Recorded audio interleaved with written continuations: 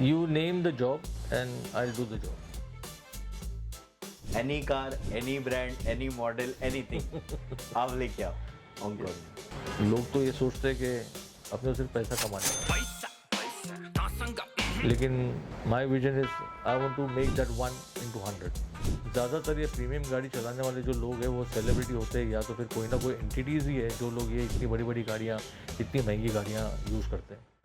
Hello sir, hi. And thank you कि आपने बहुत ही शॉर्ट नोटिस पे रेडी हो गए कि हम एक पॉडकास्ट रिकॉर्ड करें जिसके थ्रू लोगों को समझे ऑनकोर की कार सर्विसेज के बारे में। और बहुत सारी कार के लिए मेरी भी कुछ शंकाएं हैं, बहुत से लोगों के भी डाउट्स रहेंगे, वो हम पूछने की कोशिश करेंगे, आपसे जानने की कोशिश करेंगे। और आपकी तरह एक्सपीरियंस बंदा जब बात करेगा तो ऑब्वियसली सबके नॉलेज में थोड़ा सा इंक्रीज या बढ़ोतरी तो होगी। So nice to be with you. Yes, so let's start with the questions. Sure. Yes, तो सर सबसे पहला मेरा ये सवाल है कि ऑनकोर सर्विसेज ये शुरू होने के बैकग्राउंड में, शुरुआत में आप इस कार इंडस्ट्री में ही कैसे आए, इसके पीछे की क्या कहानी है, मतलब इस इंडस्ट्री को चुनने के लिए एक कोई मोटिवेशन, उसके बारे में थोड़ा सा आप बताएंगे। Actually, I traveled since 1995. I was a diploma holder for, I did my machinist in Shilpalaya Polytechnic Institute. And then I was doing my buying and selling business that was my passion. And I started my business by importing cars from Dubai.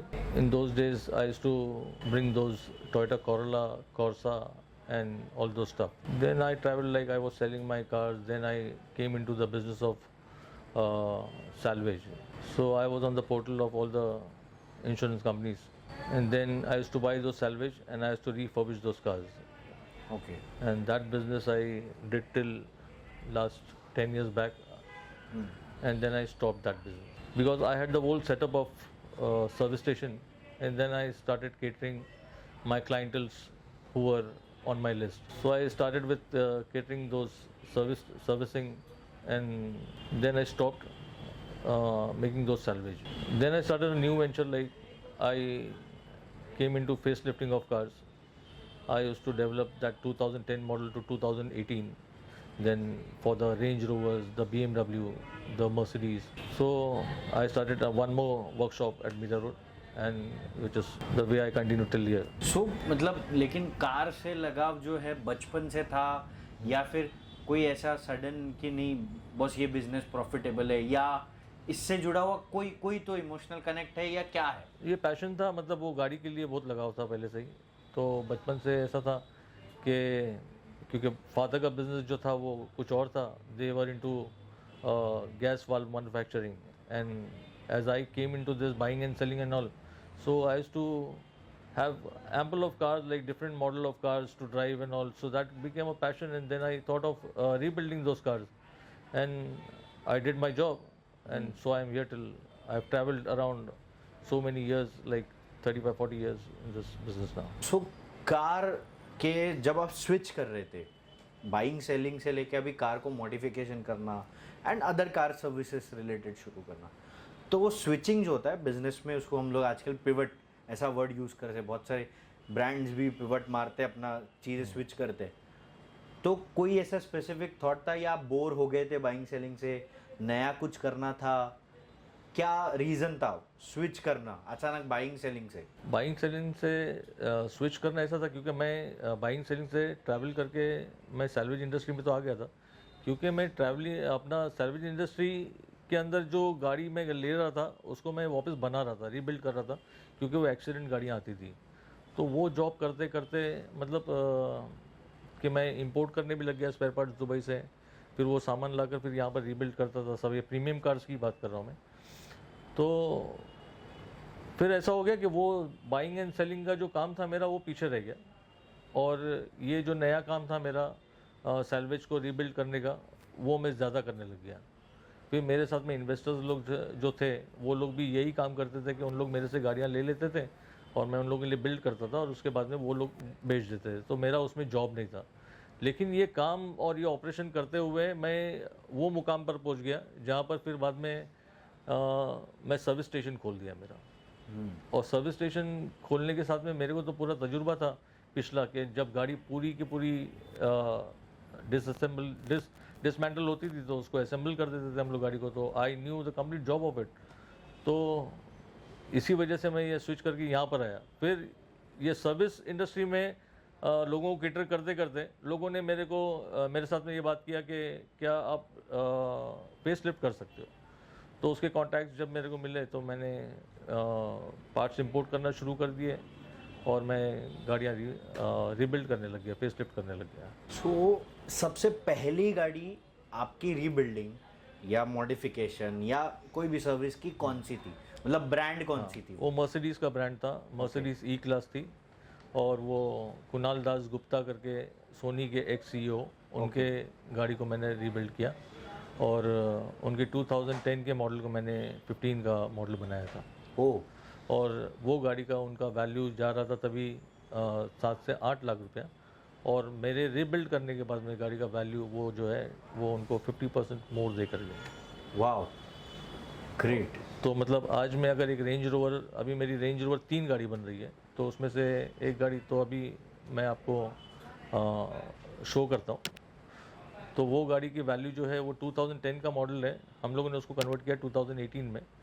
और इसकी value जैसे 20 लाख रुपए की गाड़ी होती है उसके ऊपर 10 लाख रुपए और लग जाता है पूरा रीबिल्ड करने में, किट के साथ में। और वो गाड़ी की वैल्यू आज 2018 की 2 से 2.5 करोड़ की वैल्यू है। तो मतलब 30 लाख रुपए में आपको 2.5 करोड़ की वैल्यू की गाड़ी में बैठने मिलता है। वाओ। तो ये फ़र्क है। तो लोग आज चाहते हैं कि वो हेड टर्निंग कार्स में घूमें, तो थोड़े से पैसे में उनका काम हो जाता है। हाँ, मतलब आपको करोड़ों मतलब खर्च करने की जरूरत नहीं है।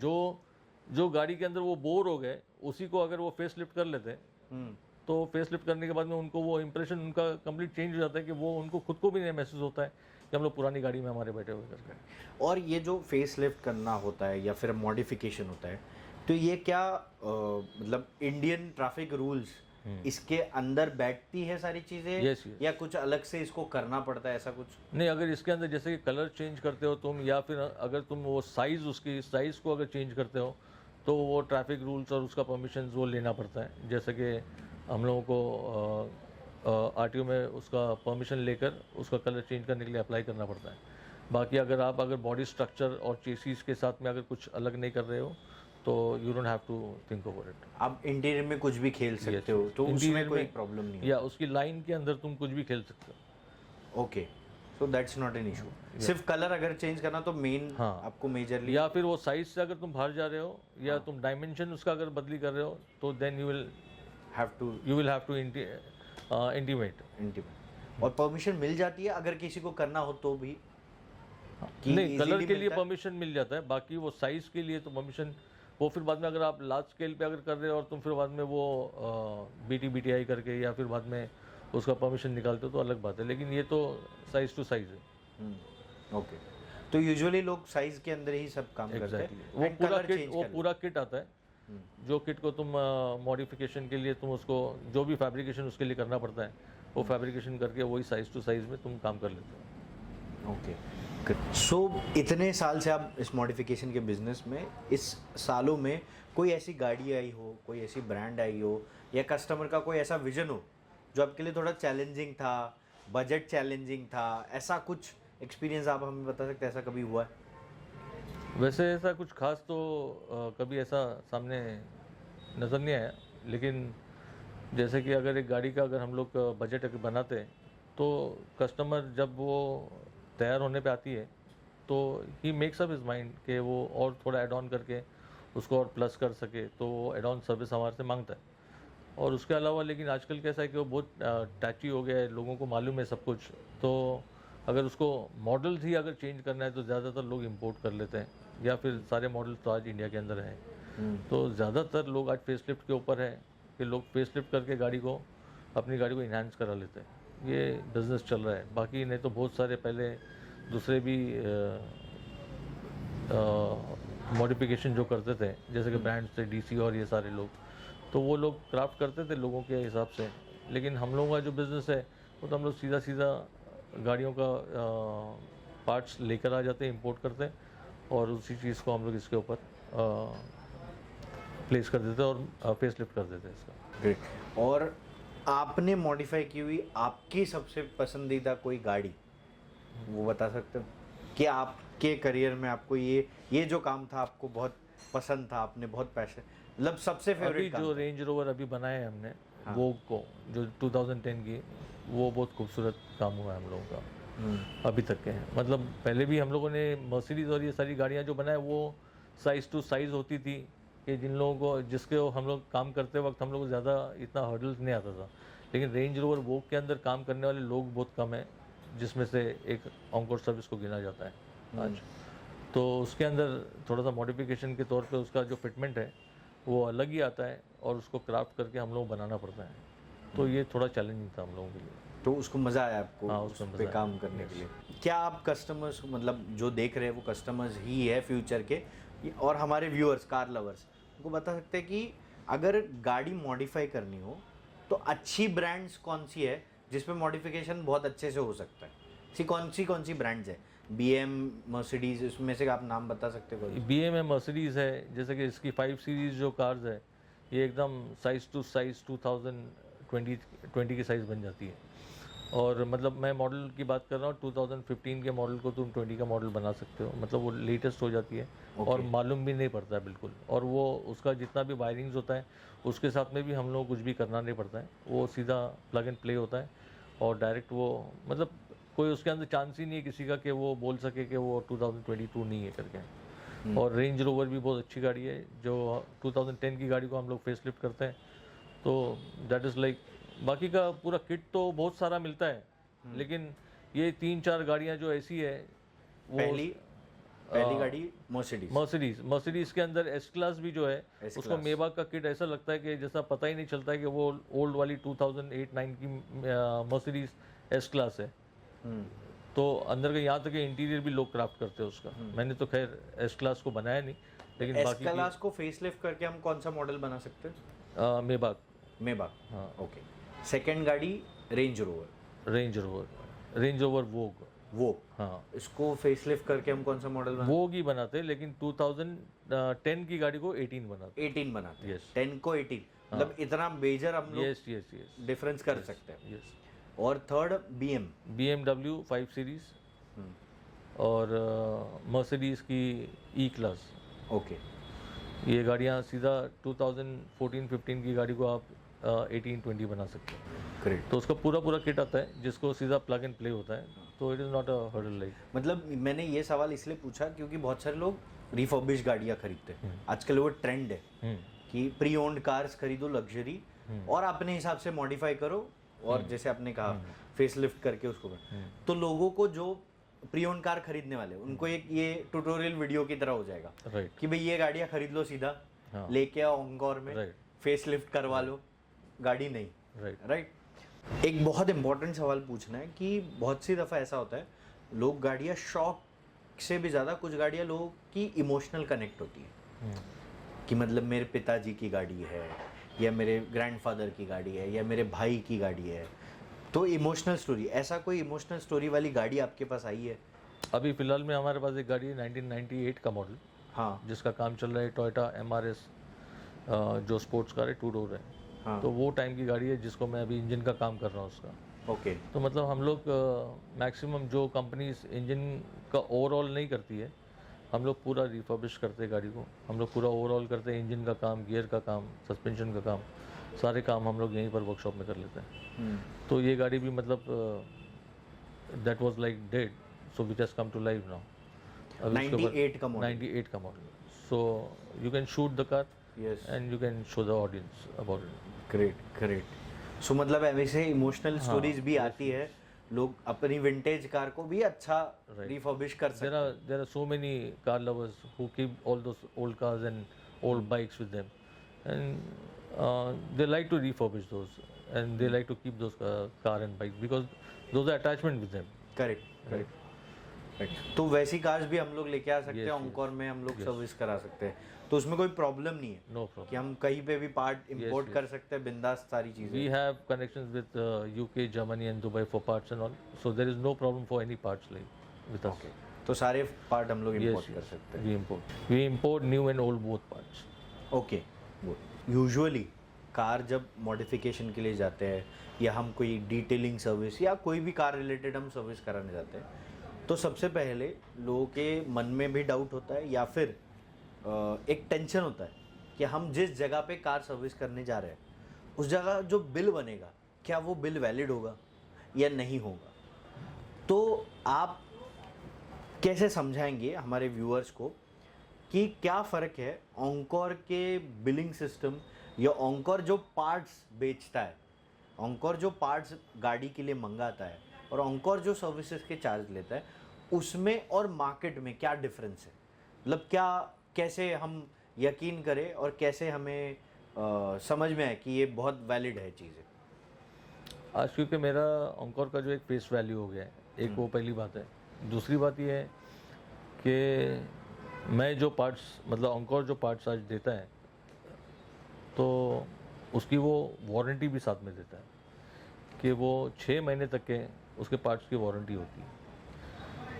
और उसके साथ में सर्विसेज के अंदर जो बिलिंग होती है वो बिलिंग तो लेजिटिमेट है, आपके सामने जो मैंने काम किया हो वो काम के मुतालिक अगर तुम मेरे को वापस बोलेंगे कि ये अगर चीज़ गई हुई है तो वी कैन चेक। अगर वो किलोमीटर्स ड्राइव उतना नहीं हुआ है कि जैसा 10,000 किलोमीटर्स तक के अगर ड्राइव नहीं हुआ, उसके बीच में अगर वो स्पेयर्स अगर चले गए हुए, अगर उसके अंदर कोई फॉल्ट है तो we will take complete responsibility of the job. मतलब यहाँ तक कि ब्रेक पैड्स का भी हम लोग देखते हैं, हम लोग उसके अंदर सस्पेंशन का भी अगर काम किया हुआ है तो, या उसके अलावा फिर अगर हम लोगों ने इंजन के अंदर कोई ओवरऑल किया या कोई काम किया हुआ है तो we take the complete responsibility of a job. We don't say to the client के नो बाय वो तो काम हो गया, अभी ये तो वेर एंड टेयर के अंदर आ गया, ऐसा करके कोई बात नहीं है। क्योंकि अगर रिस्पॉन्सिबिलिटी नहीं लेते हैं तो आज यहाँ तक के नहीं पहुँचता मैं। बाकी मार्केट के अंदर तो बहुत सारे लोग हैं जो काम करते हैं, but I think nobody take that responsibility of that job, क्योंकि ये तो वेर एंड टेयर के अंदर आता है, क्योंकि थोड़ा भी चलने के बाद कुछ भी हो सकता है। लेकिन हम लोग पार्ट्स की पूरी रिस्पॉन्सिबिलिटी लेते हैं। अगर उसके अंदर कोई भी अगर फॉल्ट है तो we will replace the part. Great. अगर वो एक्सीडेंट होकर अगर कोई टूट गया है, कोई ऐसा अगर चांस हो गया है तो we can not help it. Otherwise जो भी उसके अंदर अगर डिफेक्ट अगर है तो we will take the responsibility of it. Accident के लिए तो इंश्योरेंस है ही। Yes. वो तो आप कब हाँ, एक्सीडेंट के लिए मतलब उसके वजह से मतलब अगर कोई प्रॉब्लम अगर हो गया, कुछ हो गया पार्ट्स के वजह से, तो we take the responsibility. Great. और रेट्स, मतलब एक रेट्स का डर होता है कि ठीक है, मतलब कैसे हम समझे कि ओंकोर में कम रेट्स मिलेंगे और बाहर ज़्यादा मिलेंगे? देखो, दो बात होती है। एक तो अगर आप रेट्स कम की अगर बात करते हो तो आपको क्वालिटी नहीं मिलेगी, या जेन्युइन रेट्स हाँ। कम, यानी हाँ। मतलब एक होता है ना कि ये पेन है, हाँ। 10 रुपए का पेन एक्चुअल है, लेकिन बाहर जाते हो तो आप 50 में बेचा जाता है क्योंकि यहाँ पे कुछ लिखा नहीं है इसीलिए।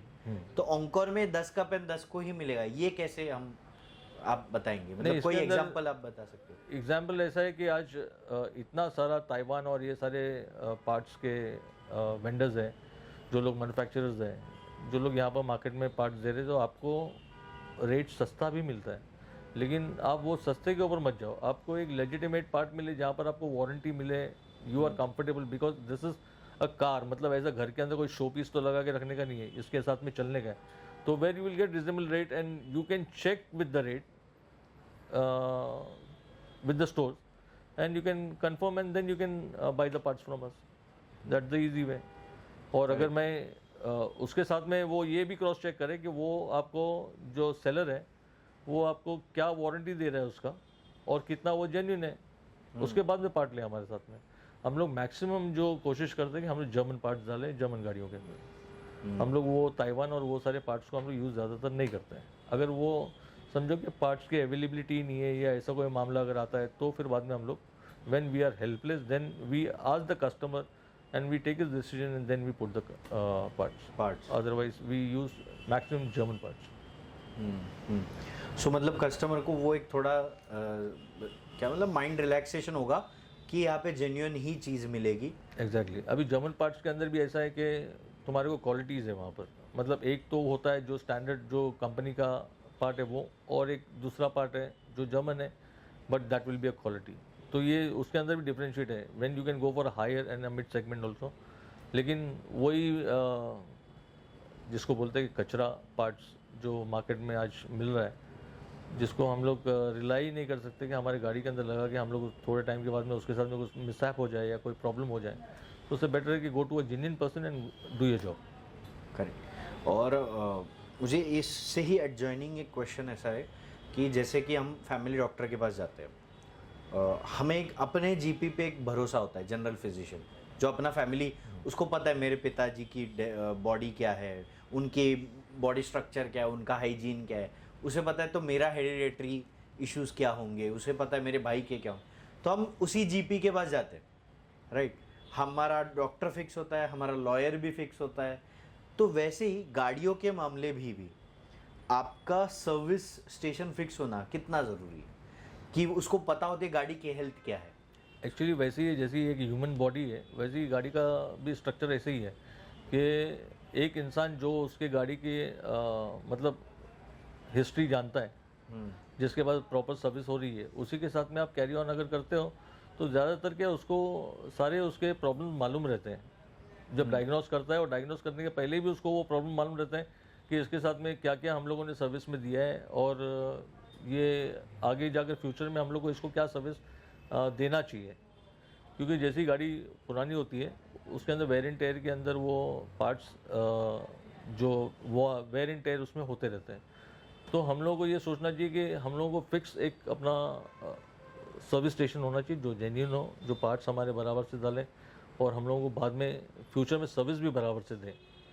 तो ज़्यादा मैकेनिक्स लोगों के पास जाकर या वर्कशॉप्स में जाकर अपना टाइम ख़राब करने से बेहतर है कि जो अपने मैकेनिक्स है उन लोगों के साथ में अंडरस्टैंडिंग करके अगर वो पार्ट अगर डाल रहे हैं तो आप वहाँ पर खड़े रहकर या फिर बाद में उन लोगों का फीडबैक्स लेकर उन लोगों को बोल के हम लोग शूट करें, ऐसा बोल के उन लोगों के साथ में अंडरस्टैंडिंग करके आप अपना काम वहाँ पर भी करा सकते हो। हमारे यहाँ पर जो भी गाड़ी का सर्विस होता है या जो भी जॉब होता है उसका पूरा फीडबैक कैमरा शूटिंग वो करके हम लोग कस्टमर को देते हैं कि आपकी गाड़ी में ये सर्विस हुआ है तो ये पार्ट आपका गया है, बिफोर एंड आफ्टर वो सारी चीज़ें हम लोग सामने रखते हैं और ये ट्रांसपेरेंसी रखकर ही काम करते हैं हम लोग। मतलब कस्टमर अगर आकर खड़ा रहे तो प्रॉब्लम नहीं है, लेकिन अगर वो नहीं भी है उसकी गैर मौजूदगी में उसको पूरा ट्रांसपेरेंसी हम लोग देते हैं कि उसके ये पार्ट्स थे और ये पार्ट्स हम लोगों ने डाला है इसमें और ये सर्विस थी।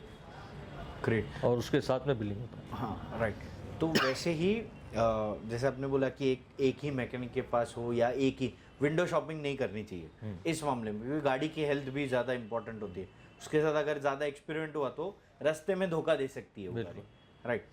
और अगर रास्ते में अगर कभी समझो कि कुछ प्रॉब्लम भी अगर आता है तो ही नोज बेटर कि तुम्हारी गाड़ी के अंदर क्या प्रॉब्लम था, वो डायरेक्ट तुम्हारे फ़ोन पे ही बता सकते, फ़ोन पे ही बता देगा। करेक्ट। तो अभी इम्पॉर्टेंट ये भी है कि जैसे हमें ज़रूरी होता है किसी किसी को ये डॉक्टर सूट होता है, किसी को वो नहीं होता, वो चेक करने के बाद समझता है। तो वैसे ही लोगों को राइट मैकेनिक ढूंढना, ये कैसे समझेगा कि मतलब अगर एग्जांपल ऑनकोर से मैं जुड़ा नहीं हूँ, लेकिन मुझे कैसे समझेगा ऑनकोर इज़ मेरे लिए परफेक्ट। मैं कैसे अपना डॉक्टर यानी गाड़ियों का डॉक्टर, यानी मैं समझ रहा हूँ आप मेरे गाड़ी के डॉक्टर हो, तो मुझे कैसे समझेगा ये मेरी गाड़ी के लिए सही डॉक्टर है, ये चेक कैसे होगा? आज की दुनिया थोड़ी सी अलग हो गई है, वो पहले जैसा मामला नहीं रहा। अभी सोशल मीडिया है, सारी चीज़ें, लोग कॉन्टैक्ट्स में आते हैं, लोग आते हैं, मिलते हैं, पूछते हैं, देखते हैं, यहाँ पर खड़े रहते हैं, मुलाकात करते हैं और बातचीत करते हैं, काम कैसे चल रहा है वो देखते हैं। वो देखने के बाद में फिर बाद में नेक्स्ट मूवमेंट पे फिर या नेक्स्ट सर्विस पे वो लोग हमारे से कांटेक्ट करते हैं, फिर आते हैं, खड़े रहते हैं, मिलते हैं, ऐसा करके रिलेशन बनता है और लोग आकर काम करते हैं। ऐसा ज़रूरी नहीं है कि मैं एक ही आदमी का काम रोज़ कर रहा हूँ। मतलब मेरे लिए तो विंडो शॉपिंग के जैसा लोग आते हैं, मिलते हैं, बैठते हैं, बात करते हैं, काम करते हैं, तो ये हमेशा ऐसे ही चलते रहता है। अभी तो सोशल मीडिया के ऊपर तुम रिव्यूज़ देख रहे हो, सब चीज़ देख रहे हो, आपको गूगल के ऊपर देख रहे हो, तो फिर बाद में आदमी वो गूगल को देख कर आता है या सोशल मीडिया पे देख कर आता है। तो ऐसा अगर कॉन्टैक्ट बनते हैं और वो लोग काम कराते हैं अपना, मतलब where they are comfortable then only they come and do the job, otherwise they go to the mechanic where they are comfortable with, otherwise they don't go to Tom Dick and Harry then, right. क्योंकि वो मामला ऐसा है गाड़ी का कि अगर थोड़ा सा भी अगर तुमने उसके साथ में लापरवाही की है तो तुम्हारे लिए तकलीफ है वो। तो everybody doesn't want to take a chance in that. तो सर सर्विस के मामले में ऑनकोर सर्विसेज कैसे कस्टमर को फीडबैक देती है, या कस्टमर कैसे आपसे फीडबैक लेता है, कैसे समझता रहता है कि सर्विस सही चल रही है? क्या आपका तरीका या पैटर्न है? मेरा पैटर्न एकदम सीधा है कि जो भी कस्टमर की गाड़ी जब हमारे वर्कशॉप में आती है तो पहले हम लोग को एक वीडियो उसका एक्सटर्नल जो है वो हम लोग दे देते कि बाद में कोई इफ्स एंड बट्स नहीं रहे कि ये डैमेज नहीं था, ये ऐसा नहीं है, ये प्रॉब्लम अभी हो गया है वर्कशॉप में जाने के बाद में। जितना हो सकता है कोशिश करते हैं कि पार्टी को ट्रांसपेरेंसी हम लोग की तरफ से रहे। जैसे कि अगर वो पार्ट अगर हम लोग बदली करते हैं तो हम लोग वो पार्ट का भी उसको पूरा वीडियो फोटोग्राफी पूरा निकालते हुए उसको लगाते वक्त उसका बिफोर एंड आफ्टर जो नया पार्ट डाल रहे हैं उसके साथ में वो सारी चीज़ें हम लोग उसको सामने फ़ोटोग्राफ्स निकाल के उसको बताते हैं। और अगर हम लोग कोई सर्विस भी अगर कर रहे हैं, जैसा कि अगर हम लोग ऑयल फिल्टर ये सारी चीज़ें चेंज कर रहे हैं, तो अगर हम लोग निकाल रहे हैं ऑयल को या हम लोग डाल रहे हैं, वो जो प्रोसेस है वो प्रोसेस का पूरा उसको वीडियोस निकाल के उसकी गाड़ी का पूरा दिया जाता है कि अगर वो यहाँ पर मौजूद नहीं भी है तो ही शुड नो कि what process is going on with his car. या कोई अगर प्रॉब्लम अगर डायग्नोस जो हम लोग करते हैं गाड़ी को, तो वो डायग्नोस की रिपोर्ट भी हम लोग उसको भेज देते हैं कि तुम्हारी गाड़ी के अंदर ये प्रॉब्लम्स है पहले ही। फिर उसके बाद में जब हम लोग उसको क्लियरिफाई करते हैं, जो क्लियर करते हैं, उसके बाद में जो रिपोर्ट जो लास्ट में जो निकलती है वो भी हम लोग उसको देते हैं। तो दैट इज़ लाइक कि कस्टमर शुड बी उसको Updated. हाँ अपडेटेड रहना चाहिए, और दूसरा उसको कॉन्फिडेंस आना चाहिए कि हाँ यहाँ पर कोई प्रॉब्लम नहीं है और सारी चीज़ें एकदम स्मूथ चल रही है। क्योंकि आदमी आज यही चीज़ को लेकर डरा हुआ है कि वो अगर एक सर्विस स्टेशन पे अगर गाड़ी अगर देता है तो वो गाड़ी के साथ में उसके क्या हो सकता है। मतलब जैसे कि there are peoples who change those parts of the car and there are peoples who doesn't do the service and they mention it in the bill and all. तो ये तो एकदम ईजी और लूटने जैसी बात आज मार्केट में चल रही है।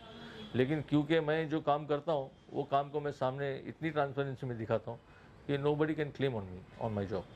सो ये डेली अपडेट आपकी तरफ से डेली अपडेट हमारे तरफ डेली जाता है? यस, जो भी गाड़ी यहाँ पर काम होती है उसका डेली अपडेट कस्टमर को जाता है व्हाट्सएप और यस व्हाट्सएप पे। और दूसरा मेल पे, जैसे कि अगर हम लोग अगर ये जो डायग्नोस रिपोर्ट्स जो होते हैं वो सारे मेल्स पे या तो व्हाट्सएप पे हम लोग PDF में भेज देते हैं इसको। और उसके साथ में हम लोग कंफर्मेशन लेते क्लाइंट के साथ में कि अगर वो पार्ट्स अगर डाल रहे हैं तो we take his approval and then only we go ahead with the service. तो अब राइटिंग में उनसे अप्रूवल एक्नॉलेजमेंट ले लेते यस यस, ऑनलाइन। ग्रेट। तो क्योंकि अभी ऐसा भी होता है ना काफ़ी टाइम कि हम लोगों ने एक पार्ट को अगर ऑर्डर कर दिया तो अगर एडवांस लिया है या नहीं लिया है, लेकिन वो अगर पार्ट को अगर हम लोग ने ऑर्डर कर दिया है तो we are liable to pay the party. So we take the approval first then only we go ahead. तो मतलब इवन सेम वे अगर कोई समझो मुंबई में नहीं भी रहता हो, कोई दूर रहता हो और वो ये वीडियो देख रहा है तो अपने सर्विस स्टेशन पे अगर कुछ काम करा रहा है तो उसने भी ये सेम तरीके से चेकलिस्ट अपनी करनी चाहिए, Same. अपडेट लेना चाहिए सेम पैटर्न रखना अपने सर्विस स्टेशन से। मतलब कोई भी किसी के पास भी अगर काम करा रहा है तो उसको सामने यही पैटर्न बताना चाहिए कि उसने अपने वर्कशॉप से जो मैकेनिक उसका काम कर रहा है वो मैकेनिक से ये अपडेट लेना ज़रूरी है, वरना वो मैकेनिक उसके साथ में क्या कर रहा है वो नहीं पता चलेगा। सो अभी मतलब मुझे एक जनरल मेरे मन में सवाल आता है, आप जब ये सब बताते हो बहुत रेयर ऐसे लोग होते हैं जो बिजनेस में इतना ऑनेस्टी से काम करते हैं। सो ये ऑनेस्टी का रीज़न क्या है सर? मतलब वाई? बिकॉज बिजनेस में आमतौर के हम लोग क्या माइंड में था, अरे बिजनेस कर रहा है मतलब ये लूट रहा है। Why you are so honest to the business? Why you don't want to become like double पैसा कमाना है? वाई आपको इतना ऑनेस्टी, मतलब क्यों, क्या ज़रूरत है? क्योंकि लॉन्ग रन पे ना मेरे को लगता है कि यही पे करता है। अगर तुम शॉर्ट टर्म बिजनेस अगर सोचते हो तो तुम किसी के साथ में एक बार कर सकते हो, but if a client comes to you he is not one, he is always 100 to you. क्योंकि वो अगर जो रेफ़र करेगा, भले मैं पैसे एक बार में कम बनाऊँ, लेकिन अगर वो रेफ़र जो करेगा ये वॉल्यूम का काम है, तो वो जो मेरे पास जो बाकी के कस्टमर्स जो देगा मेरे को, ये लॉन्ग रन पे मेरे को तो वही चाहिए ना। एक कस्टमर थोड़ी चाहिए कि एक कस्टमर के साथ में मैंने डील किया और उसके साथ में फिर बाद में कुछ ऐसी बात हो गई कि मैंने उसको चीट कर दिया या मैंने उसके साथ में कुछ गलत कर दिया, तो वो कस्टमर तो चले ही जाएगा मेरे साथ में। He will come to know, क्योंकि आज ओपन है मार्केट, सारी चीज़ें। आज तुम स्पेयर पार्ट्स का तुम रेट अगर गूगल के ऊपर डालो तो स्पेयर पार्ट का रेट तुम्हारे को गूगल के ऊपर भी आ जाएगा। तुम्हारे अगर कुछ प्रॉब्लम अगर है, तुमको अगर वो कोड अगर मालूम पड़ जाता है गाड़ी का, अगर डायग्नोस के अंदर वो कोड को अगर तुम डालो गूगल के ऊपर तो तुमको कोड के हिसाब से मालूम पड़ जाता है कि तुम्हारी गाड़ी के अंदर एक्चुअल प्रॉब्लम क्या है। तो I can not cheat anybody actually. लेकिन फिर भी लोग क्या है, वो कोड को लेकर कभी कभी क्या होता है कि जब हम लोग डायग्नोस रिपोर्ट जब बन जाती है उसके बाद में उसके अंदर एक क्लियर करने का क्लियर DTC करके आता है। तो क्लियर DTC जब करते हैं तो काफ़ी जो उसमें जैसे कंप्यूटर में बग्स आते हैं ना, वैसे बग्स आए हुए रहते हैं। तो क्लियर डीटीसी करने के बाद काफ़ी फॉल्ट उसमें से निकल जाते हैं, लेकिन लोग वो सारी चीज़ें नहीं बताते क्लाइंट को, बल्कि ये बताएंगे कि इसके अंदर ये 100 फॉल्ट आए हुए जिसके ऊपर काम करने के हैं, हालांकि बचते सिर्फ उसमें से 10 है, वो 100 बाकी के निकल जाते हैं। करेक्ट। वो एक फॉल्ट के रिलेटेड बाकी के 4 फॉल्ट रहते हैं, लेकिन वो 4 फॉल्ट को भी उन लोग गिनाते हैं। तो ये वजह से क्या है, ये सिर्फ पैसा बनाने का काम है। और मैं ये इतना सिंसियर इसलिए हूँ क्योंकि मैं ये जो ट्रैवल करके आया हूँ, मैं गाड़ी लेने बेचने का काम करता था, उसके बाद में फिर गाड़ियाँ बनाने का काम करता था, तो मैं ये सारा सिस्टम देख कर आया हूँ। तो मैं यहाँ पर जब पहुँचा हूँ तो मेरी बहुत लाइफ स्पैन ऐसा हम लोग सोच नहीं सकते कि मैं 100 साल जीने वाला हूँ। तो जितने साल मैं अभी आगे के जो निकालने वाला हूँ, तो वो साल के अंदर मैं सोचूंगा कि थोड़े से पैसे में मेरे को खुशी मिलती है, and this is my passion of job. तो I am happy with it and I am happy with what I am doing in my life.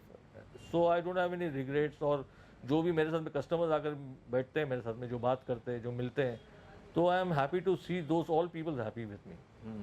तो मैं तो बिजनेस को तो लोग खाली बिजनेस लेकर चलते हैं कि भाई आज पैसा बना लिया, कल का कल देखेंगे। मैंने एक उस दिन आपसे मीटिंग करने आया था, तब एक लेडी का किस्सा, मतलब उसी दिन या उस 2 दिन पहले एक लेडी आई थी, शायद एक ओल्ड गाड़ी लेके, उनके हस्बैंड ऑफ हो गए थे। हाँ, उसके बारे में आप थोड़ा सा वो किस्सा एक बार बताएंगे, क्या हुआ था एग्जैक्टली? हाँ, वो एक्चुअली वो नेक्स्ट बिल्डिंग में ही रहती है वो, और उनकी गाड़ी के साथ में कुछ पेंट का और वो जॉब का कुछ प्रॉब्लम था।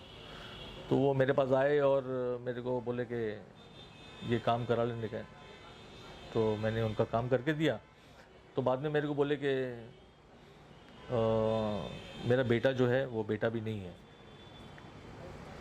उसका कोई एक्सीडेंट के अंदर या कोई मिसहैप हो गया और वो इंतकाल हो गया उसका, मतलब he is not there in this world. तो मैंने उनके साथ में वो दिन ये बोला कि मैं जो हूँ, मैं तुम्हारा बेटा हूँ, और तुम्हारे को जो भी गाड़ी के मुतालिक ही नहीं, उसके अलावा भी अगर कोई सर्विस हिस्ट्री है तो I am there for you. तो वो मतलब आज जब भी हम लोग मिलते हैं तो मतलब वो मेरे को एक बेटे की जैसा आज पूछती है। और दिस इज़ लाइफ एक्चुअली, क्योंकि सिर्फ बिजनेस ही करना सब कुछ नहीं। राइट। तो मतलब आई थिंक सो, मतलब you live for these moments. ये पैशन है कि जो गाड़ी मिलने के बाद लोगों की खुशी होती है, वो ज़्यादा इम्पोर्टेंट है। नहीं, गाड़ियाँ ही नहीं, अगर हम लोग बात करते हैं आज दुनिया की, तो मतलब आज तुम एक काम कर रहे हो जिससे अगर किसी को खुशी मिलती है, जैसा कि गाड़ी को छोड़ के भी अगर कोई मेरे पास अगर ऐसा आ जाता है जिसको मेरी ज़रूरत है, तो आई स्टैंड फॉर हिम। आज दुनिया में तो वैसे ही रहना चाहिए। अगर मैं तुम्हारे पास अगर जा रहा हूँ और मेरे अगर कोई तकलीफ है जो तुम पूरी कर सकते हो, and if you stand for me, I will be happy with it.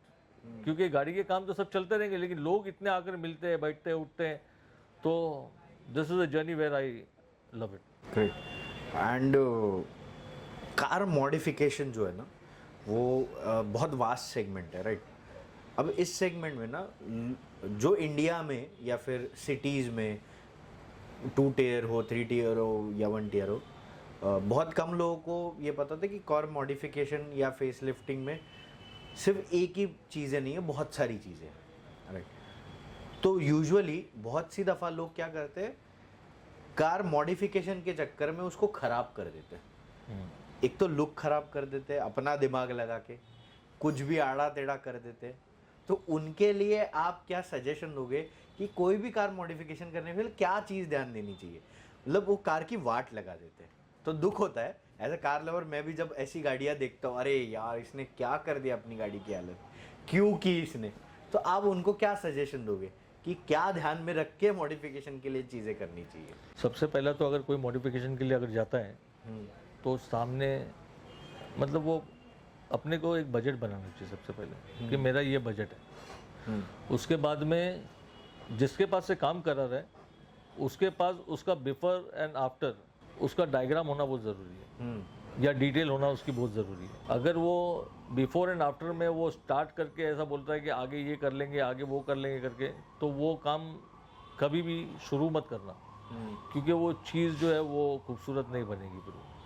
पहले तो आप उसको प्लान करें, और प्लान करने के बाद ही उसके ऊपर काम करें। क्योंकि बहुत सारे वक्त हम लोग सोचते हैं कि वो फियाट को मर्सिडीज़ बना देंगे, तो वो एक वक्त हुआ करता था जब मर्सिडीज़ नहीं थी यहाँ पर, तब लोग फियाट को मर्सिडीज़ बनाते थे। लेकिन आज अगर आपको मर्सिडीज़ अगर बनानी की है तो आप मर्सिडीज़ मत बनाओ, आप एक मर्सिडीज़ लेकर आ जाओ।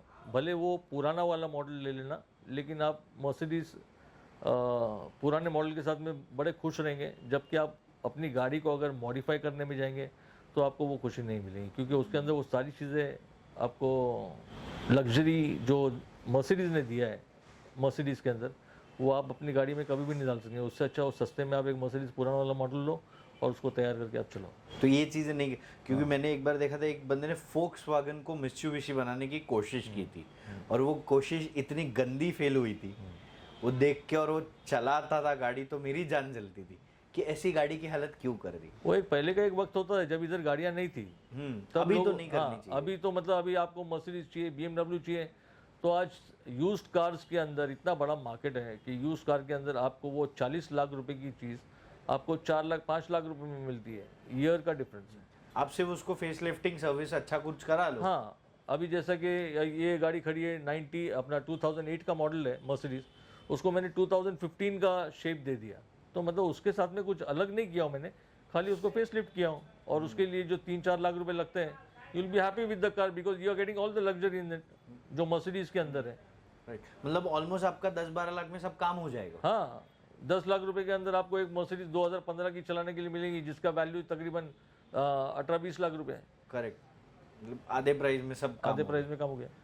और उससे वो भी नहीं है, आपको अगर फेस लिफ्ट भी नहीं करना है तो आप पुराना मॉडल जैसे कि 2000 का मॉडल या 2002 का मॉडल, ये जो गाड़ियाँ हैं वो लेकर आप उसको भी चला सकते हो। वो 2-3 लाख रुपए में आपका काम हो जाता है। और उसको एक मॉडिफिकेशन का बेसिक खर्चा अगर करना हो, मतलब फेसलिफ्ट नहीं करना लेकिन गाड़ी को थोड़ा अच्छा करना है, तो क्या खर्चा तो आ वो सकता गाड़ी के फिटनेस के ऊपर है पहले तो। है? ओके, कि कभी भी गाड़ी लो तो उसका फिटनेस देखो कि गाड़ी कितनी फिट है, उसको डायग्नोस कराओ, उसका सस्पेंशन देखो, उसका इंजन का पोजीशन क्या है, वो किलोमीटर्स कितनी चली हुई है, उसको किस तरीके से सर्विस किया हुआ है, ये सारी चीज़ें पहले चेक करो, फिर पुरानी गाड़ी लो।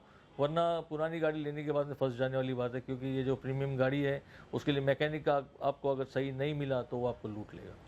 तो सर प्री ओन्ड कार खरीदने के लिए आप हमारे व्यूअर्स को क्या चेकलिस्ट बताओगे? शुरुआत से आपको क्या क्या चेक करना चाहिए? एक्चुअली जब गाड़ी लेने के लिए आप जाते हो तो सबसे पहला आप एक ज़िम्मेदार मैकेनिक या कोई जिसको मालूमात है गाड़ी की और जो स्कैन कर सकता है गाड़ी को स्कैनर के साथ। अभी की जो गाड़ियां हैं वो सारी की सारी हाईटेक है, जिसके अंदर ECM और ये सब इलेक्ट्रॉनिक पार्ट्स है, जिसमें कंप्यूटर।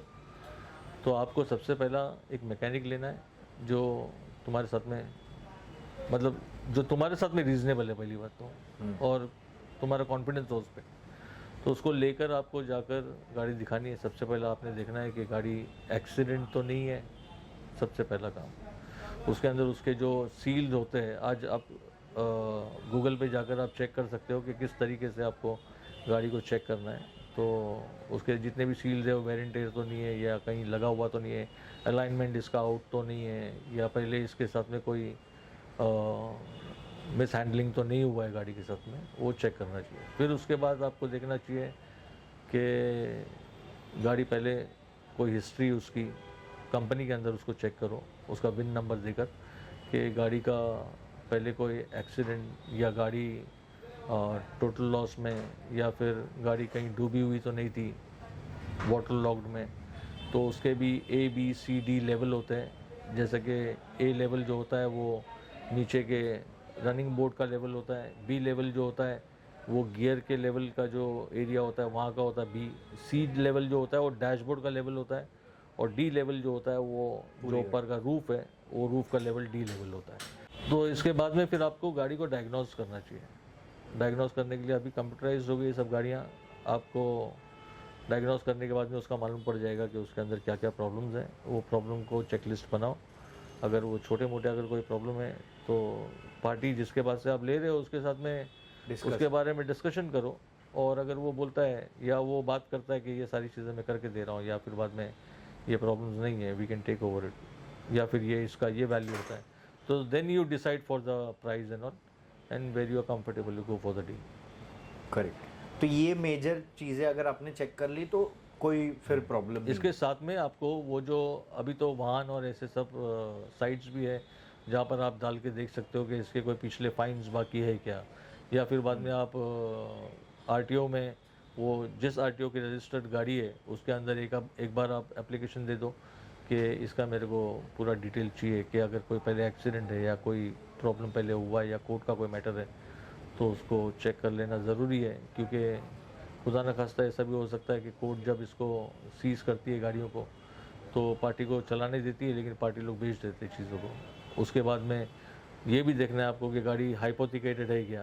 तो बहुत सारे टाइम लोग क्या करते हैं कि वो हाइपोथिकेशन का जो स्टैम्प है उसके पहले ही उन लोग वो आरसी का कॉपी बना के रखते हैं और लोगों को बताते हैं कि इसके ऊपर स्टैम्प नहीं है, लेकिन आपने क्रॉस चेक करना है आरटीओ से कि इसके ऊपर पहले हाइपोथिकेशन है या नहीं है, वरना आपको चीट कर सकते हैं। और इसके अलावा कोई चीज़ हमें ध्यान रखने की ज़रूरत नहीं, ये मेजर अगर कवर कर लिया तो प्री ओन कार के लिए हम लोग क्लियर हो जाते हैं।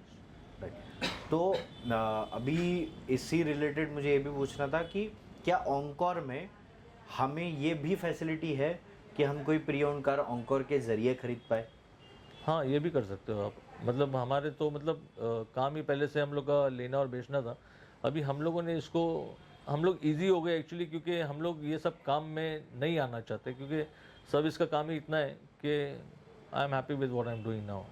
If somebody comes for buying car something और सेलिंग हिज कार, तो we can definitely guide him to sell his car और to buy his car.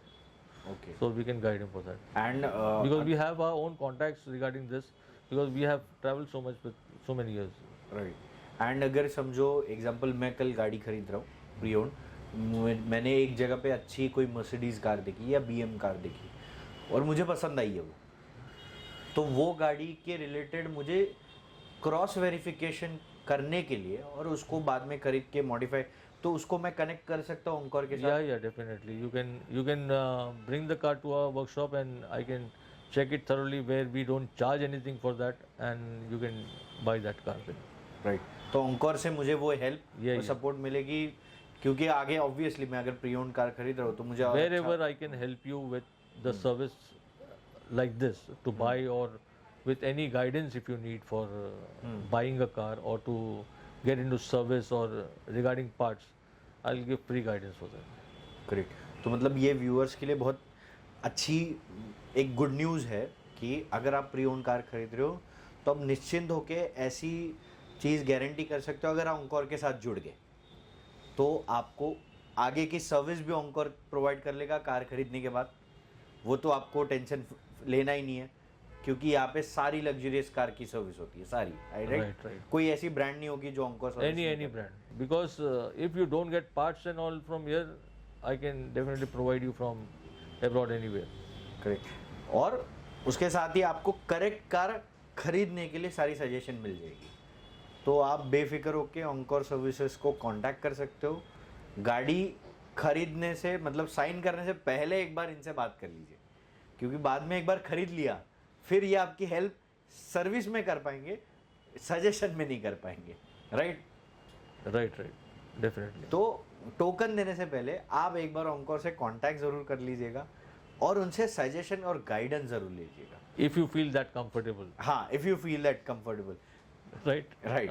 Correct. मैं कार खरीदता हूँ तो मेरे मन में ये होता है कि मुझे कार सर्विस कब करनी है। कुछ लोग किलोमीटर्स पे करते हैं, कुछ लोग कुछ महीनों बाद करते हैं। तो क्या केस होनी चाहिए जब बात आती है स्पेसिफिकली लग्जूरियस कार्स की, क्योंकि अलग अलग ब्रांड्स होती है, अलग ब्रांड्स के अलग अलग चीज़ें होती है, उनके इंटरनल पार्ट्स अलग होते हैं, बहुत सारी स्पेसिफिकेशन चेंज हो जाती है। तो ब्रांड्स के हिसाब से सर्विसिंग चेंज होती है या मुझे कोई जेनरिक सर्विस रिलेटेड कोई प्रिकॉशंस लेने चाहिए या कोई स्टैंडर्ड्स है, आप उधर गाइड करें।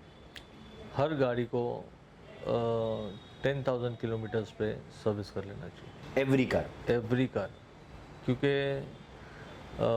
सर्विस मतलब ऐसा है कि अगर आपने गाड़ी को नहीं भी चलाया है तो उसका जो ऑयल होता है और उसके जो पार्ट्स होते हैं जैसे कि फिल्टर्स होते हैं वो रहे ख़राब हो जाते हैं, क्योंकि वो पार्ट्स गाड़ी में लग चुके हैं। तो इसलिए या तो हर साल या हर 10,000 किलोमीटर्स पे आपको गाड़ी को सर्विस करा लेना चाहिए। वो सर्विस कराने में ऐसा होता है कि जब वो वापस से ऑयल चेंज होता है और सारी चीज़ें होती है तो वो आपकी गाड़ी एज गुड एज वो अंदर का जितना भी उसका कचरा होता है वो सब निकल जाता है। और उसके साथ में जो ब्रेक पैड्स होते हैं वो भी टाइम के साथ में हमारे क्लाइमेट के हिसाब से वो हार्ड होते हैं, डिटोरिएट हो जाते हो। तो इसलिए हमेशा जो है वो सर्विस के ऊपर बराबर से ध्यान देना चाहिए। सर्विस पे अगर बराबर से आप ध्यान देते हो तो आपकी गाड़ी की लाइफ जो है वो ज़्यादा हो जाती है, बढ़ जाती है। तो इसको निगलेक्ट नहीं करना चाहिए कि सर्विस अभी मैंने जो लास्ट टाइम कराया था उसके बाद में तो मैंने 2,000 किलोमीटर चलाया है। तो ऐसा नहीं है, आपने अगर 2,000 किलोमीटर चलाया है तो आपने फिर वापस उसका सर्विस करना ज़रूरी है। हाँ, लेकिन क्योंकि साल भर खड़ी है। साल भर खड़ी, राइट, ओके।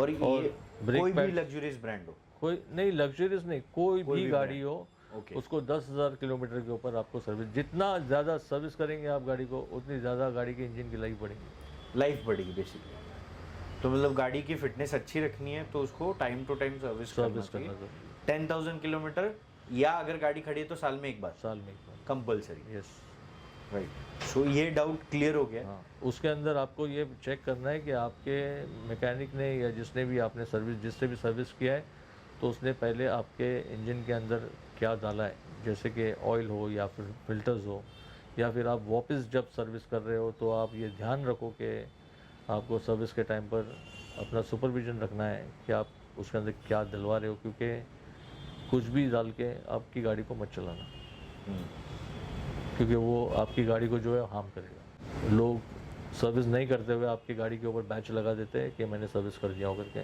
तो please take care of that policy. सवाल ऐसा है कि मेरे ख्याल से आप शायद इसका जवाब नहीं दे पाओगे करेक्ट, बिकॉज आई फील जैसे एक पेरेंट को अपने सारे बच्चे अच्छे लगते हैं, सब सेम लगते हैं, वैसे ही अब अगर आप कार के पेरेंट हो आपको शायद सारी ही ब्रांड्स पसंद होगी, फिर भी आपकी कोई पर्सनल फेवरेट ब्रांड है क्या? मेरे पर्सनल ब्रांड्स के अंदर अगर मेरे से बात करेंगे तो मैं बोलूँगा पहले रेंज रोवर है, फिर मर्सिडीज़ है, फिर BMW है, फिर ऑडी है, और फिर वो मदर कंपनी सारे। लेकिन आपने ऑलरेडी 4 नाम ले लिए, कोई एक नहीं ले। नहीं नहीं, सारे कंपनीज अच्छे हैं, हाँ, क्योंकि ये कोई छोटी किसी ने हाथ से मतलब एक्सपेरिमेंट पे बनाई हुई कंपनीज नहीं है ये। Everybody has give their years for it. तो ये सारी कंपनी अच्छी है, you can go for any brand. लेकिन उसके अंदर जो मेरे को अच्छा लगता है वो मैंने आपको हाँ, बताया कि आपकी मेरे को रेंज रोवर अच्छी लगती है, फिर मेरे को मर्सिडीज अच्छी लगती है, फिर BMW अच्छी लगती है, फिर ऑडी लगती है। तो वो ऐसा नीचे इसलिए आ रहा हूँ क्योंकि मैंने जिन जिन गाड़ियों के ऊपर काम किया हूँ वो वैसे उसको फिगर आउट किया होगा। Oh great. नहीं, इसलिए मैंने जानबूझ के पूछा क्योंकि जो गाड़ी खोल के देख चुका है हाँ, उसको ज़्यादा पता होता है गाड़ी में, तो आपकी पर्सनल फेवरेट वैसे ही बनी होगी। ऑनकोर सर्विसेज यहाँ पे गोरेगांव में, मुंबई में है, क्या क्या सर्विसेज प्रोवाइड करता है? मतलब can you define list of services कि हम जो यहाँ पे प्रोवाइड होती है या जो भी कार अभी ड्राइव करते हैं या जिनकी कार ओनर्स है उनको समझाने के लिए ऑनकोर के पास आपको क्या क्या सर्विसेज अवेलेबल होगी? you name the job and I'll do the job. It is like that. If you talk about overall of cars, I'll do it. Means engine overall, I'll do it. Gear overall, I'll do it. I'll diagnose the car. I'll do the suspension. I do everything of cars. Exceptional of this, I say, if you want to do the transport of cars, I'll do the transport of cars. I'll get you spares for the cars. I can do anything in cars. So there is- modification से I लेके can do face anything lifting से in लेके servicing, detailing, everything. Everything. You name the job, I'll do it. Any brand, any car, any model, anything. Yes. Right, मतलब actually services में ये लिखना चाहिए, any car, any brand, any model, anything आप लेके आओ ऑनकोर में। I'll do all the job. सो मतलब आपको समझ ही गया होगा कि आप कोई भी चीज़ हो, गाड़ी है, सो इसको हम गाड़ियों का हॉस्पिटल बोल सकते हैं। Yes. डॉक्टर अभी बहुत छोटा हो गया, ये हॉस्पिटल है मल्टी स्पेशलिटी गाड़ियों के लिए। See, our vision is like लोग तो ये सोचते हैं कि अपने सिर्फ पैसा कमाने का है, लेकिन my vision is I want to make that 1 into 100. Each person is not 1 for me, he is 100 for me. So I am developing myself for a relationship, because I don't think I am going to live for so and so years. Whatever we are living now today, we should live it. ये सोच है। और मतलब मैंने ऐसा सुना है और कुछ तो आपके फ़ोटोज़ भी मैंने देखे, तो हमारे ऑडियंस के लिए मैं बोलना चाहूँगा कि बहुत सारे सेलिब्रिटीज़ भी यहाँ पे कार अपनी भेजती है, सर्विसिंग मॉडिफिकेशन और सब के लिए, राइट? एम आई राइट? या तो मतलब ऐसा है कि ज़्यादातर ये प्रीमियम गाड़ी चलाने वाले जो लोग हैं वो सेलिब्रिटी होते हैं या तो फिर कोई ना कोई एंटिटीज़ ही है जो लोग ये इतनी बड़ी बड़ी गाड़ियाँ, इतनी महंगी गाड़ियाँ यूज़ करते हैं। मतलब everybody cannot afford for that sum of amount, right? तो ये जो लोग हैं, इतने सारे लोग इतने साल से जुड़े हुए हैं और माशाल्लाह से एक भी अंडरलाइन अभी तक के नहीं है इतने। तो कौन कौन से सेक्टर के सेलिब्रिटीज आते हैं आपके पास? फिल्म? हाँ, फिल्म्स के हैं, फिर प्रोडक्शन हाउस से बहुत सारे इन्वेस्टर्स भी है हमारे साथ में, फिर पॉलिटिशियंस? मिनिस्टर्स है, पॉलिटिशियंस है। अभी बाकी सबके नाम तो मैं बिजनेसमैन है, लेकिन बाकी के सबके नाम हाँ, गिना नहीं नहीं ले सकता हूँ, सकते। You understand. बट मतलब हर सेक्टर के लोग अपनी गाड़ियाँ, जो भी बड़ा है वो माशाल्लाह इधर है। ग्रेट। मतलब यूजुअली मैं पॉलिटिशियन इसलिए बोला, पॉलिटिशियन जल्दी भरोसा नहीं करते। अगर पॉलिटिशियंस ने भरोसा किया है आप पे, मतलब आपके यहाँ पे सर्विस अच्छी मिल रही है। नहीं साहब, ऐसा है ना कि पहली बार जब आता है ना इंसान, हाँ तो उसके दिल के अंदर बहुत सारे डाउट्स होते हैं, हाँ क्योंकि वो एक मैकेनिक के पास जा रहा है। हाँ। लेकिन जब तक कि वो जॉब करके निकलता नहीं है तब तक के उसके अंदर तो वो रहेंगी ना शंका कि वो क्या मालूम ये अभी मैकेनिक कितना काटेगा, क्योंकि वही डॉक्टर, वकील और ये मैकेनिक। लेकिन वो एक बार तो एक्सपीरियंस लेना पड़ेगा हमारे साथ में। एक्सपीरियंस लेने के बाद वो डर निकल एक्सपीरियंस लेने के बाद में ही पता चलेगा ना कि ऑनकोर सर्विस क्या कर रहा है, क्या कर रहा है और वो क्यों बोल रहा है कि वो 1 के 100 चाहिए उसको। हाँ, वो जब तक के मिलेंगे नहीं तब तक नहीं मालूम पड़ेगा। पहले इस्तेमाल करे फिर विश्वास करे। Exactly it is like that. So encore, सही बात। अच्छा, एक बहुत ही लेम क्वेश्चन है बट मैं पूछना चाहता हूँ, क्योंकि बहुत सारे मैं डिजिटल पे कमेंट्स या फिर डिजिटल वर्ल्ड में चीज़ें पूछो, यंगस्टर्स के क्वेश्चन है बेसिकली ये। ऑब्वियसली मैच्योर लोगों के नहीं है, यंगस्टर्स को पता नहीं होता है, नए मतलब 18-19 साल के हो गए होते हैं, सारी चीज़ें फैसिनेशन होता है लाइफ में, कभी तो गाड़ी लेनी और ये सब करना है, तो उनको कार डिटेलिंग क्या होता है ये पता नहीं होता है, एग्जैक्टली कार डिटेलिंग क्या है। तो आप थोड़ा सा डिफाइन करेंगे what is exactly car detailing services are, क्या चीज़ें होती है उसमें? देखो, कार डिटेलिंग जैसा कैसा है कि एक आप जाते हो और एक वॉश स्टेशन के या तो सर्विस स्टेशन के बे पे, और आप उधर उसको साबुन और पानी से उसको गाड़ी को धो देते हैं, स्प्रे मारता है वो गाड़ी को धो देता है। एक वो चीज़ भी, और ज़्यादातर क्या करते हैं कि वो वैक्यूम करके अंदर जितना भी ऐसा जो डर्ट है उसको वैक्यूम करके निकाल लेते हैं। लेकिन वो डिटेलिंग का मतलब ये है कि आपके एक एक जो नट बोल्ट्स, जो दरवाजे के हिंजेस है, या फिर तुम्हारा वेंट है, जो एसी के वेंट्स है, वो एसी के वेंट्स और सारी चीज़ों को, या फिर बाद में तुम्हारे जितने भी इनर जो लॉक्स हैं, वो लॉक्स को क्लीन करने का जो काम है वो डिटेलिंग के अंदर होता है, जहाँ पर छोटे छोटे ब्रश या छोटे छोटे स्प्रेज यूज़ करके, या फिर बाद में तुम्हारी सीट्स को फोम करके उसको ट्रीट करके वो सारा काम किया जाता है। तो उसको बोलते हैं डिटेलिंग। नहीं तो नाम के लिए डिटेलिंग, तो वो साफ करने वाला भी बोलता है कि मैं डिटेलिंग कर रहा हूँ करके, बट वो डिटेलिंग नहीं है। यस, तुम्हारे टायर के अंदर का जो इनर लाइनिंग है, वो इनर लाइनिंग को भी उसको साफ करना, उसको क्लीन करना, तो ये डिटेलिंग के अंदर आता है। फिर तुम्हारे जो लाइट्स के जो कॉर्नर्स है, हेडलाइट के जो कॉर्नर्स है, वो कॉर्नर्स को ब्रश मार के साफ करना। फिर उसके बाद में पीछे जो तुम्हारे लोगोज लगे हुए हैं, वो लोगों को क्लीन करना, वो क्वालिटी ये करके जो वॉश करने का जो मटेरियल आता है उससे उसको क्लीन करके लेना, ब्रश मारना उसको।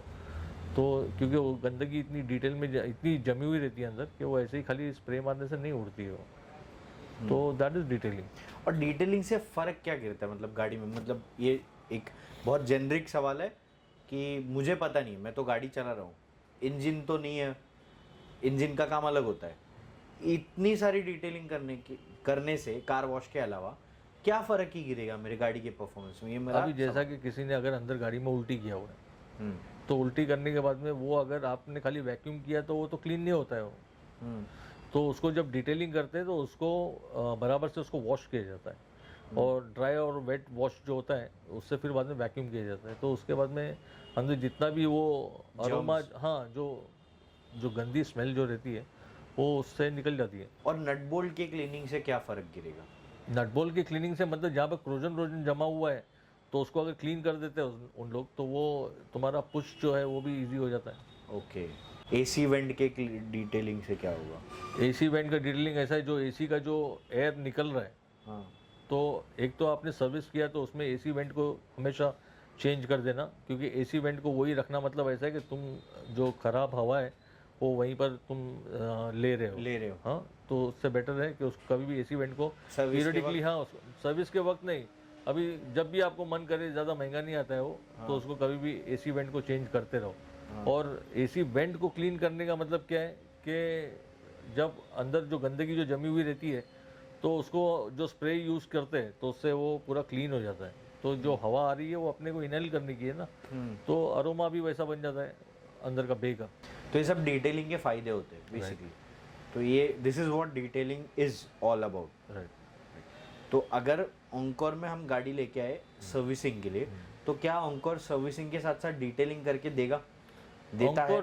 ऑनकोर डज एवरीथिंग, मतलब डिटेलिंग अगर करके भी मिल जाएगी? अगर आप डिटेलिंग बोलेंगे, आप उसको सेरेमिक कोट बोलेंगे, आप उसके ऊपर विनेल बोलेंगे, आप उसके ऊपर रैपिंग बोलेंगे, यू से the job and I will do the job. Ceramic coating आपने बहुत अच्छा एक वर्ड यूज किया। आजकल ये ट्रेंड में चीज़ है कि हर कोई गाड़ी को सिरामिक कोट कराना चाहता है। Why it is in trend? First मुझे ये सवाल है। सेकंड, उससे एडजॉइनिंग सवाल कि सिरामिक कोट से सच में कुछ फ़ायदा होता है या बस वो ट्रेंडी चीज़ है? वो एक्चुअली ट्रेंडी चीज़ नहीं है। सेरेमिक कोट जो है वो एक लेयर तुम्हारे पेंट के ऊपर लगाया जाता है, तो वो लेयर तुम्हारे पेंट को प्रोटेक्ट करता है। लेकिन आज तो ये ऐसा बिजनेस हो गया है कि सेरेमिक कोट बोल के वो खाली सेरेमिक कोट ही लगाया जाता है, जिससे तुम्हारा खाली पैसा चले जाता है। ओह। और उसके जो ऊपर वारंटीज जो देने वाले लोग हैं, मतलब बहुत सारे लोग सही काम भी कर रहे हैं, ऐसा नहीं है, लेकिन बहुत सारे लोग सिर्फ वो बॉटल लेकर आकर आपको बोलते थे कि मैं कोट कर रहा हूँ करके, और आपसे पैसा, मतलब हैवी अमाउंट आपसे ली जाती है उसमें। लेकिन सेरेमिक कोट अगर जो ऑथेंटिक जो करने वाले लोग हैं, they really give you good service and your car also takes a long. उससे पेंट को अच्छा लाइफ, पेंट का प्रोटेक्शन है और तुम्हारी गाड़ी के लिए भी प्रोटेक्शन है वो सिरामिक कोट। हाँ, सेरेमिक कोट। राइट। तो ये आजकल ट्रेंड में क्यों चल रहा है, आपको कुछ आइडिया? मतलब क्यों अचानक सबको सिरामिक कोट करना है? नहीं, सेरेमिक कोट वो ट्रेंड में इसलिए चल रहा है क्योंकि वो आज क्वालिटी अगर लोगों को मिल रही है तो लोग क्वालिटी का पैसा दे रहे हैं। हाँ। लेकिन वो कितना कहाँ जाकर तुम दे रहे हो पैसा, वो बहुत ज़रूरी है एक्चुअली। और वो जैसा कि मैंने बताया तुम्हारे को कि जो भी तुम जॉब कराओ तो उसको बोलो मेरे फीडबैक दे दें, प्रूफ लो। हाँ। फिर आप उसके लिए आप 70,000 रुपये दे रहे हो या 80,000 रुपये दे रहे हो, आपको वो क्वालिटी अगर दे रहे हैं तो you be happy, he will be happy. लेकिन अगर आपको कोई चीट कर रहा है तो he should not be happy, you should be happy by not giving him. Correct correct. एक आखिरी सवाल है मेरा कि कार जब एक्सीडेंट होती है, राइट, लोग इंश्योरेंस करते हैं, क्लेम, ये सारी चीज़ें होती है, लेकिन एक्सीडेंट के बाद जब कार का काम कराना होता है और वो अगर समझो मेजर एक्सीडेंट है आपका, राइट, तो कार का काम कराते वक्त बहुत सारा चीज़ निकलता है, डेंट होता है, पेंट कराना होता है, ये सब। तो एक्सीडेंट के बाद जब कार का काम होता है और जनरल आप कार सर्विस करते हो, उस बीच में कस्टमर ने क्या ध्यान रखना चाहिए, क्या चीज़ें करनी चाहिए जो अभी उसको नए से ज़रूरी है कार के लिए, आफ्टर एक्सीडेंट कुछ ज़रूरी है कुछ नया करने का? अभी जैसा कि अगर समझो कि if is going to put for a 2010 model या 12 मॉडल, अभी एक बल्कहेड अगर सामने का अगर पूरा एक्सीडेंट अगर हो गया है, तो जो पैसा वो गाड़ी को वही शेप में बनाने के लिए डालने वाला है, हाँ, उससे थोड़ा सा पैसा ऊपर प्लस डाल के वो गाड़ी का शेप ही चेंज कर सकता है। ओह। दूसरी बात ये है कि अगर फिर भी अगर उसको वो नहीं करने का है, हाँ, तो सबसे पहला तो उसको एस्टिमेशन निकालना ज़रूरी है कि वो गाड़ी की वैल्यू के हिसाब से वो उसके ऊपर खर्चा कर रहा है क्या। मतलब जैसे कि अगर गाड़ी की वैल्यू 10 लाख रुपए है और इसके ऊपर एक्सपेंडिचर जो आ रहा है वो 6 से 7 लाख रुपए आ रहा है तो वो बनने में, तो उसने वो गाड़ी को नहीं बनाना चाहिए। राइट। और अगर उसको लगता है कि 2-3 लाख रुपए में गाड़ी अगर मेरी बन जाएंगी और वापस वही स्टैंड पे अगर आ रही है तो फिर बाद में it is a different story.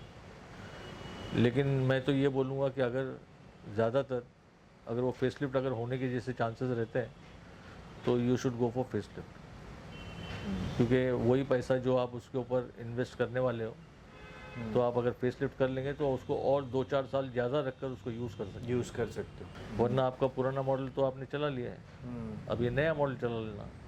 लेकिन अगर बात ऐसी है कि अगर वो एस्टिमेशन अगर आपका हाई जा रहा है तो just put it in scrap, change the car means और you scrap it, right. Don't go for it, don't waste your money. ज़्यादातर लोग बनाते हैं चीज़ों को एक्सीडेंट होने के बाद में, हाँ। और वो पूरी स्टैंड होती नहीं है।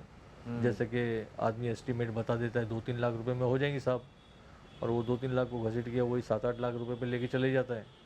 या फिर उसके अंदर टाइम अगर ज़्यादा चले जाता है, जैसे कि अगर उसने फ्रेम बताया 5-6 महीने में हो जाएंगी, और वो 5-6 महीने की जगह पे अगर वो साल भर अगर निकल गया तुम्हारे पार्ट्स की वजह से या किसी और की वजह से, तब तक तो तुम्हारी गाड़ी का वैल्यू और डाउन हो गया। डाउन हो गया। तो इस वजह से वो सारी चीज़ों को मद्देनज़र रखते हुए डिसीजन लेना हाँ चाहिए। डिसीजन लेना चाहिए। अच्छा, मुझे एक जस्ट पूछ रहे, कोई ऐसा स्पेशल एक्सपीरियंस आप शेयर करना चाहते हो किसी कस्टमर के साथ आया हुआ कि जो आपको ऐसा लाइफ टाइम याद रहेगा? बहुत सारे होंगे बट उसमें से कोई इम्पोर्टेंट जो ऑडियंस को आप शेयर करोगे, कोई गाड़ी ये के बारे तो में? मैं मेरे वही ऑडियंस को मैं देना चाहता हूँ जो जिसके बारे में मैं बात कर रहा हूँ। एक गाड़ी यहाँ पर मेरे वर्कशॉप के सामने रुकी, हाँ। और मैं यहीं पर बैठा हुआ था, मैं सामने देखा उसका बम्पर गिरा हुआ था, मर्सिडीज ई क्लास हाँ। 2015 मॉडल, आज से 2 साल पहले की बात है। तो मैं वैसे ही बाहर गया, मेरे बॉयज़ लोगों को बोला कि जाकर उनका बम्पर लगा दो। वो नीचे भी नहीं उतरे तब तक के। मैं बोला जाकर उनका बम्पर लगा दो, तो वो नीचे उतरे, और वो भी he was a Sardar ji and he is 65 year around. हाँ, तो वो भी नीचे उतरे, वो लगाने लग गए और काम हो गया, उन्होंने पूरा बम्पर लग गया। तो मैं बॉयज़ लोग को बोला कि ज़रा गाड़ी साफ़ कर दो। साफ़ किए तो मेरे को पूछे पैसा। मैं बोला इतने में उन्होंने सब स्टोरी बता दिया था कि कैसा एक्सीडेंट हुआ, रिक्शा वाले ने ठोक दिया और वो गिर गया, और मैं आपके दरवाजे में आकर रुका। बोला ओके। तो उन्होंने मेरे को पूछा पैसा, तो मैं बोला कोई पैसा नहीं। तो बोले क्यों? तो मैं बोला अब मुश्किल में आए थे, मेरे को ऐसा दिल को लगा कि मेरे को पैसे नहीं लेना चाहिए, तो मैं पैसे नहीं ले रहा हूँ तुम्हारे से, क्योंकि इतना कोई बड़ा जॉब नहीं किया मैंने। तो वो उस दिन का एक वक्त था और वो चले गए। फिर जब भी यहाँ से गुजरते तो मेरे पास इधर रुकते हैं, मेरे पास बात करते हैं। फिर मालूम पड़ा कि वो कभी मेरे नेबर हुआ करते थे। ओके। तो फिर बाद में तो मामला ऐसा हो गया कि उनके घर की जितनी गाड़ियाँ थी वो गाड़ियाँ भी सब मेरे पास सर्विस में आने लग गई। तो मतलब अगर तुम अच्छा सोचो किसी के लिए तो तुम्हारे साथ में वही रिपीट 10 गुना अपने आप आ जाता है। कल भी उनकी गाड़ी यहाँ से सर्विस होकर गई, ई क्लास। और मतलब उनका थोड़ा इन्वेस्टमेंट का भी काम है, तो वो गाड़ियाँ भी ले लेते हैं लोगों की पैसे देकर, और वो ब्याज का काम है वो। तो वो गाड़ियाँ भी उनकी मेरे पास आ जाती है और मैं उसको कंप्लीट करता हूँ, और फिर बाद में मैं बेच के उनको पैसे दे देता हूँ। तो मतलब ऐसा आपने भी एक गाड़ी छोड़ दी, 10 गाड़ी आ गई। मतलब तुम अगर अच्छा सोचो तो तुम्हारे साथ में क्या अच्छा होने वाला है तुम काउंट नहीं कर सकते। ये बहुत और वो आदमी जो मतलब he is a filthy rich man, तो मतलब वो आकर भी मेरे साथ में यहाँ पर ऐसे बैठते हैं जैसे कि मतलब एक ही लेवल के। मतलब बहुत सारे लोग यहाँ पर क्या मालूम क्यों ऐसा लोग अपना वक्त आकर बिताते हैं हमारे साथ में, तो अच्छा लगता है। अभी इसके अगर कैमरा शॉट पे नहीं है तो मैं बोलूँगा कि तुम लोग भी जब लास्ट टाइम आए तो कितना टाइम बैठे थे इधर? राइट, बहुत सारा, बहुत बहुत ज़्यादा टाइम में हम लोग बात किए। अपना लकीली कॉलेज सेम निकल गया। कॉलेज की बात नहीं है वो, मेरे अंदर वो एक टच है। नहीं मतलब वो कुछ ना कुछ लिंक निकल ही जाती है। वो आपके नेबर निकल गए। हाँ हाँ, देखो ना। हाँ। अच्छा, ये एक मुझे सवाल आता है कि why the name Oncore services, why? Oncore is like कि कोई चीज़ हमको पसंद आती है तो हम लोग बोलते हैं ना कि रिपीट वंस, या हमको खुश हो गए हम लोग बोलते हैं ऑनकोर। ऐसा है वो ऑनकोर, वंस मोर करके वो व्हेन यू लाइक समथिंग। तो ये कहाँ पे आपने पढ़ा था? ये मेरा छोटा बेटा जो है उसने ये नाम दिया मेरे को, ऑनकोर Okay. सर्विस। उसकी कंपनी है ऑनकोर ऑटो। पहले कंपनी उसने खोला, फिर उसके बाद मैंने खोला। अभी मेरा जो बड़ा बेटा है उसकी भी ऑनकोर ग्लोबल है, हम लोग की 3 कंपनी है। Okay, encore auto, encore global, encore services. Yes, अभी देखते हैं। तो ये थॉट उसने ढूंढ के लाई। यस, मतलब मैं तो ये फील्ड में था, लेकिन वो कभी ऐसा कोई कंपनी फॉर्म करके करने जैसी बात नहीं थी। और सिंस 1995 इतना ट्रैवल करके आए, और उसके बाद में ये नाम अच्छा लगा, तो ये नाम के साथ में अभी कैरी ऑन कर रहे हैं। अभी देखो प्राइवेट लिमिटेड करने की सोच है। सो thank you very much sir, हमसे ये बातचीत करने के लिए, और बहुत सारा आपका एक्सपीरियंस हमारे साथ शेयर करने के लिए। बहुत सारी नॉलेज हमारे व्यूअर्स को मिली है आज, definitely. And I am sure बहुत सारा चीज़ भी बाकी है बात करना, नए सवालों के साथ, और व्यूअर्स के भी नए सवालों के साथ हम आएंगे। जिनको और भी कार रिलेटेड कोई भी क्वेश्चन हो, आप कमेंट कर सकते हो। उस कमेंट्स को हम पढ़ेंगे, उन सब कमेंट्स को हम इकट्ठा करेंगे, और वो सारे कमेंट्स के सवाल लेकर हम फिर से मोहसिन सर के साथ बैठेंगे, फिर से उनको सताएंगे थोड़ा, उनके एक्सपीरियंस और उनसे जवाब लेंगे, और आपके सामने वो एक नया एपिसोड रखेंगे। तो याद से ये एपिसोड लाइक करना, शेयर करना, जो भी आपके कार लवर्स है, दोस्त है, भाई है, रिश्तेदार है, जिनको भी गाड़ियों से प्यार है, उनके साथ ये वीडियो शेयर कीजिएगा। और कमेंट में आपको ये वीडियो कैसा लगा वो बताइए, और आपके सवाल भी पुटअप कीजिए। हम ज़रूर आपके सवालों का जवाब देने की पूरी कोशिश करेंगे। Right, so thank you very much, thanks again. It is my pleasure again to all the viewers. अगर मेरे लायक अगर कोई भी मैं आपको हेल्प आ सकूं, या मैं कुछ मदद के लायक हूँ, तो I definitely go ahead with. Right, so आपको पता है car related anything, everything, any job, any service, any time, आप यहाँ पे एनी ब्रांड लेके आ सकते हो इन ऑनकोर सर्विसेज। गोरेगांव में है, वेस्ट में लिंक रोड पे ही, नियर बाय मेट्रो स्टेशन है, लैंडमार्क बांगुर नगर मेट्रो स्टेशन। वहाँ पे आप कार लेके आइए, इनसे मिलिए। स्क्रीन पे आपको नंबर शो हो रहा है, आप यहाँ पे कांटेक्ट भी कर सकते हो। इंस्टाग्राम पे भी आप डीएम कर सकते हो, और आपकी इंक्वायरी छोड़ सकते हो, और इस सर से गाइडेंस लेके आपकी अच्छी कार बनाइए, मॉडिफाई कीजिए, फेसलिफ्ट कीजिए, या कार रिलेटेड कोई भी सर्विस ज़रूर यहाँ पे कीजिए।